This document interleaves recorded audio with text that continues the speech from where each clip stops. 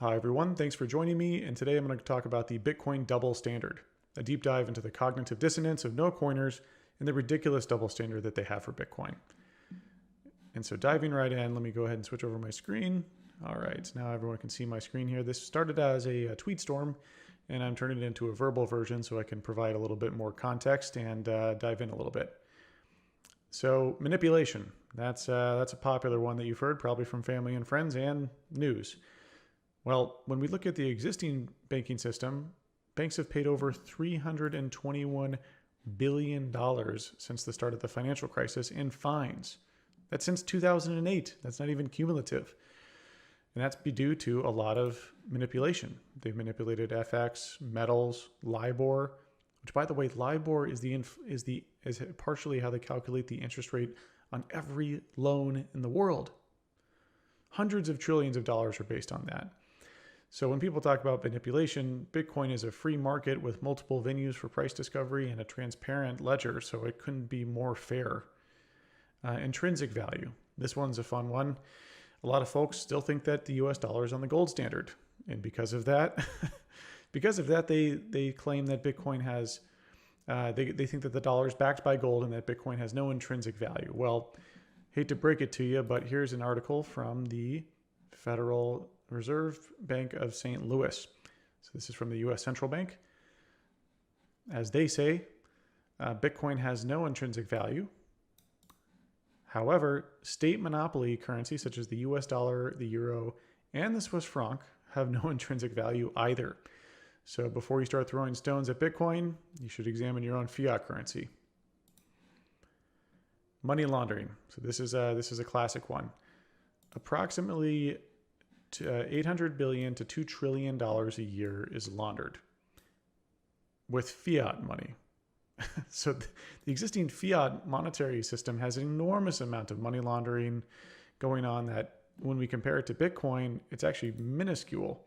In fact, the FATF, which is directly responsible for investigating money laundering and terrorist financing, they said cryptocurrency represents a low risk.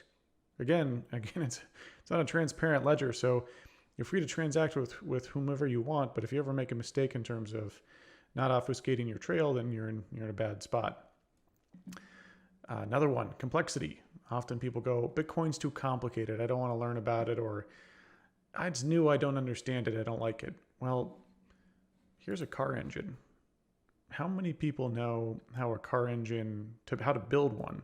Yeah, sure, you might know some of the pistons and some of the fundamental components, but I didn't know what an alternator was or a timing chain or anything like that. So cars are enormously complex, but all we do is we get in them and we turn on the ignition and press the gas or brake. We don't need to know every piece of code. I don't need to go examine the Bitcoin network on a code level.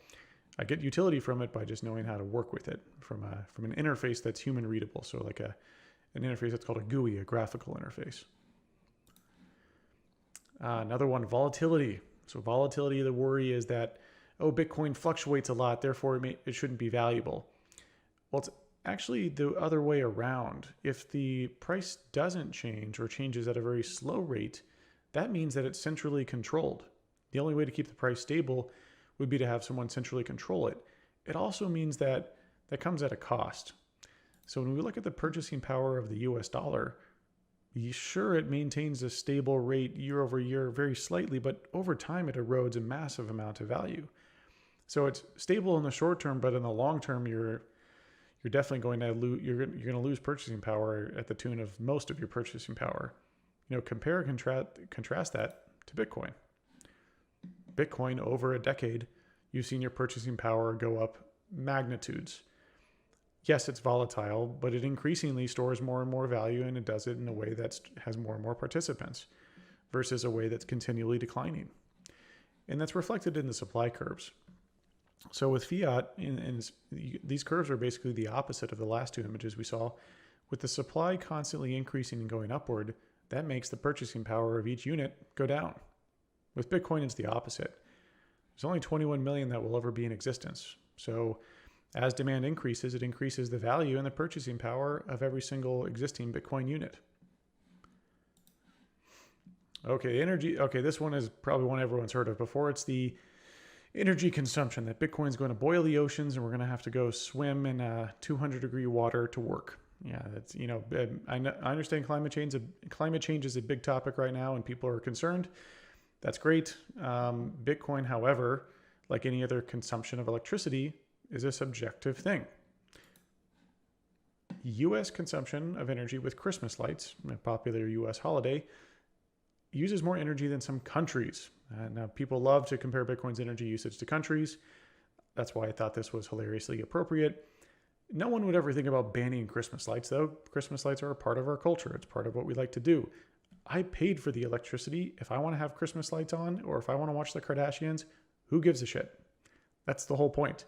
It's a market. I pay for the electricity supply that exists, and then I'm free to do what I want with it. No one weighs in morally afterwards and goes, wait a second, you watched 2 episodes of the Kardashians. That's objectively worse than watching Nova or some sort of nature channel. Like, it's ridiculous. I paid for the electricity. I'm free to do what I want with it. And so my article, Proof of Work is Efficient, digs into this a little bit. So Proof of Work is Efficient covers energy consumption of Bitcoin versus other monetary systems. Other monetary systems use an enormous amount of energy. Gold is very heavy and requires intensive mining operations. There's also toxic runoff that comes from gold mining. And there's deaths too. Lots of folks have died doing gold mining. Everyone's heard about the U.S. gold rush where miners, risked life and limb to go out and mine gold from the Colorado hills and the California hills. So gold mining takes up an enormous amount of energy. It's very risky for human health. And then the existing fiat system. I mean, you've not only got like the court buildings and the Fed, you also have all of the institutions that keep the government around because the monetary policy is enforced by the government. Therefore, its existence, that energy consumption, is what goes into the stability of that monetary policy and the stability and the trust and faith of that money. Also, the military, which uses enormous amounts of energy. I mean, think about aircraft carriers that are nuclear powered. I mean, the energy consumption is absolutely enormous.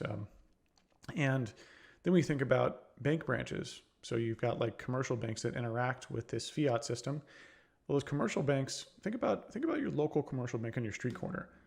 They consume, we had to build that building that consumed an enormous amount of energy. And then you have to maintain it. You have to keep the energy flowing through it, like keeping the lights on and the computers up. Then there's people that work in those bank branches. Well, they also consume energy at home. And you need a physical person to be in that bank branch for it to operate. So that person at home has their own home and all their cars and everything else. So when we look at the energy consumption of Bitcoin, the Bitcoin's network versus the existing system, the existing system is massive, but no one's ever critical about the existing system just because it's legacy. People are comfortable with legacy things and new things are challenge the status quo. Okay, so monetary policy. This is a fun one where people worry about deflationary spirals, that if Bitcoin's price keeps increasing, consumers would withhold spending because they anticipate their purchasing power increasing, which we have seen. Now, over time, over decades, when Bitcoin approaches tens of trillions market cap or hundreds of trillions, that becomes less and less relevant. So as its price stability starts to increase, and as more people own it, then people will transact with it. So this is decades from now. And we have TVs and cell phone sales as evidence of that. So even though 4K TVs have plummeted in price from 2012 to 2017, sales didn't plummet, sales went up. And that's because even though people knew every year that the TV would become cheaper, people still have to consume things because we're human. We have a finite lifetime. That means that we will die eventually, and unless we solve that through some really incredible science. But we do consume things. For example, if I don't eat, if I knew that hamburgers are the only thing I could eat, if I knew that they were going to drop in price every day, I still eventually have to eat one, even though I know that. So the worry about deflationary spirals is totally debunked through TV sales and sales of cell phones. You still buy a cell phone even knowing that the next version will have all the latest and greatest in it. All right, control. So this one's a fun one. A lot of people say that Bitcoin, because it has an anonymous founder, that it could be hacked or that it's created by hackers. Well, most of these people don't understand how open source systems work. Open source means everyone can examine the code. versus the existing existing monetary policy, which is, and actually what I did is I did a Google search for a Google image search for the Fed boardroom, and it actually landed me on the monetary policy page of the Fed. So Bitcoin is enforced by thermodynamics, encryption, and game theory, and this is what protects your monetary system, is a bunch of old people in a room who don't have the best information, but are attempting to figure out what's going to happen and how to react to it. A good analogy here is that the Fed is like the driver of a car, and the car being the economy. However, they can only see in the rearview mirror, and the rearview mirror is kind of spotty. The rearview mirror represents historical information. The Fed can't predict the future, so the front windshield is completely dark. And then when they press the gas or brake or steering wheel, there's a 5 to 10 second delay. That's what our existing monetary system does, is they're trying to react to bumps in the road, but they can't even see out the front windshield because they can't predict the future. They have to use historical information. Bitcoin threw all that out the window and said, well, what if we don't have to change anything? What if Bitcoin is stable and everything else moves around it? Versus the monetary policy moving in conjunction with the economy then reorients around that stable monetary policy. So overall, all of this FUD, what it really represents is the change that Bitcoin brings. When anything new happens, their first immediate reaction is, I don't like this. This is scary. This is new. I don't understand this. One of my favorite Twitter accounts is the Pessimist Archive. So when the bicycle debuted in the 1800s, it was blamed for all sorts of problems, from turning people to insane to destroying women's morals, which is insane. I mean, it's bicycles. Bicycles are extremely popular, and no one, if you said that nowadays, people would look at you like you're crazy. A couple other things from the Pessimist Archive that I liked. Here's one from 1884. Are books making us stupid? Okay. Well, yeah, it sounds like that humans, whenever new things occur or humans consume things, that the media and a lot of the gut reaction of the community is to immediately dislike it. Same with like 2008. Is Google making us stupid? We're not using encyclopedias anymore. Okay, we're just being more efficient about it. We can search for things now.